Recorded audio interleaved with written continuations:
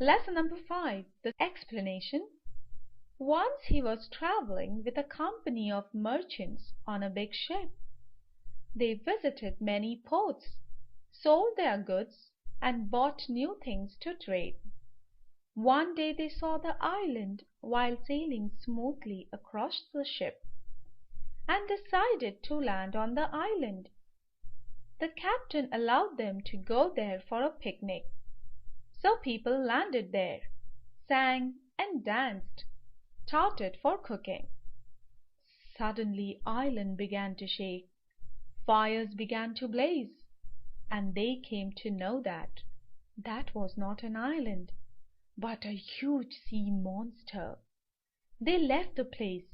Some could climb aboard the ship. Many drowned, but Sinbad survived, but could not climb the ship, and the ship went away. He spent night alone on the sea, and with the mercy of the waves he floated near the island. Though exhausted and hungry, he swam to the shore. Luckily King's person saw him, gave him some food, and brought to the king.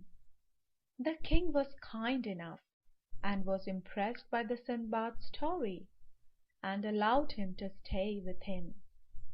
One day a ship arrived with a lot of merchandise. Sinbad was surprised to see that his name was marked on some boxes. He spoke to the captain and recognized each other. The captain gave him his goods. Sinbad presented those goods to the king. In return the king gave him many valuable gifts, and Sinbad left the island. This was the fantastic voyage of Sinbad. He was brave to come out of the difficult situation. Word meanings. 1. Merchandise means good or things for sale. 2. Trade, give in return for something. 3. Strolled, walked here and there without hurrying. 4. Afloat, floating.